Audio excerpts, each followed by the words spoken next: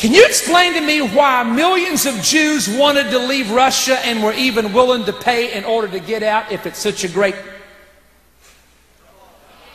place? Could you explain to me why people have tried to leave China and get over to Singapore if China is such a great place under communism? Can you explain to me why hundreds of thousands of Cubans wanted to get out of Cuba under Fidel Castro if communism is such a great institution and such a great social agenda? Can you explain to me why people in North Korea are always trying to cross the border into South Korea? As a matter of fact, it's weird. You got to put up a wall in China to keep people from leaving. You got to put up a fence in North Korea to keep people from wanting to get out. Come on, you've got to put up barriers in Russia to keep people from crossing over in the border, because if you didn't have the barriers, they'd all want to get out and leave. And the real question I want to ask is this: how come I can't find one of those 60,000 professors that will go ahead and be willing to leave the United States and go live in that utopia that they talk about? I'll buy you a ticket if you'll go live there. For them to get up and preach about the greatness of socialism and communism and ignore that evidence is about as silly as Al Gore preaching on global warming and a carbon footprint than getting in his jet and flying out of the country.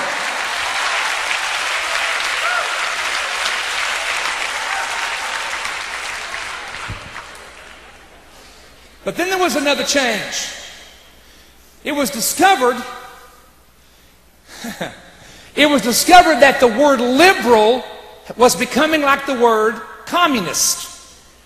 That people who were liberal were so obvious and their agendas were so out there and so weird that they had to make a new change with a new word. So now, no one on the news media or in universities will use the word liberal.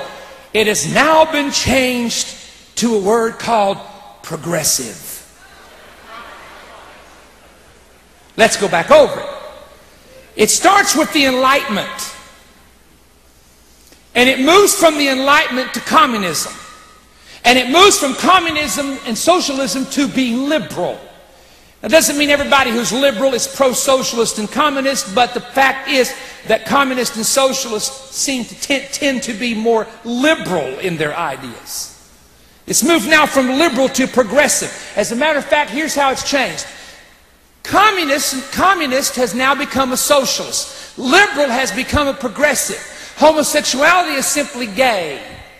Abortions have become pro-choice. Global warming is now climate change. Do you know why? Because global warming has such a negative connotation now, and people are understanding it and understanding the false information. So now it's no longer global warming, it's climate change. Healthcare has now become insurance reform. The national debt has now become stimulus.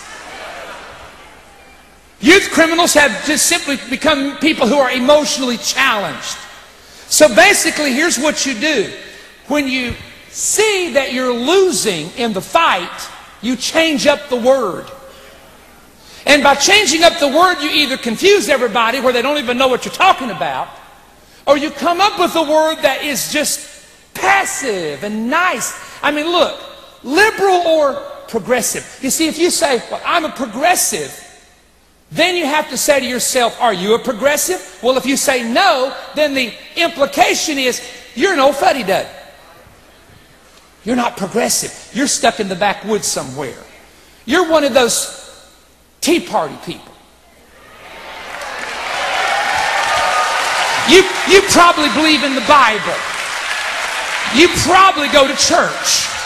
You probably believe that there's a God somewhere that created all this.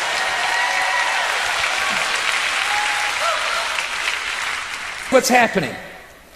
Bank bailouts, forcing banks to take the bailout money and not allowing them to pay it back without a big penalty. That makes no sense. Cars, taking over the auto industry. If you want to know what that's really about, it's so they can tell you what kind of car you're going to drive in the future. The FCC is looking at controlling the internet. There are television stations and radio stations that they're talking about not renewing their license. I'll talk about this later. The unions are exempt from the health care charges.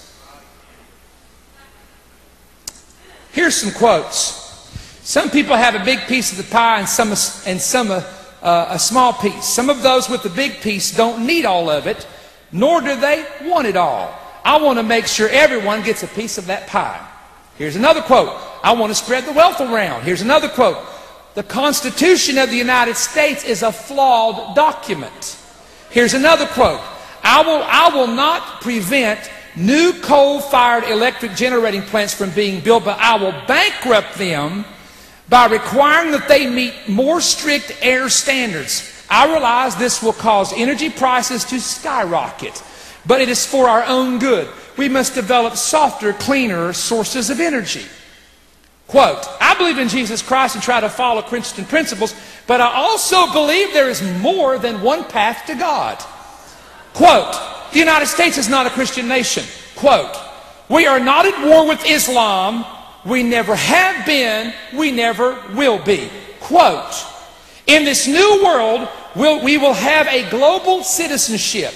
We join in a new global partnership.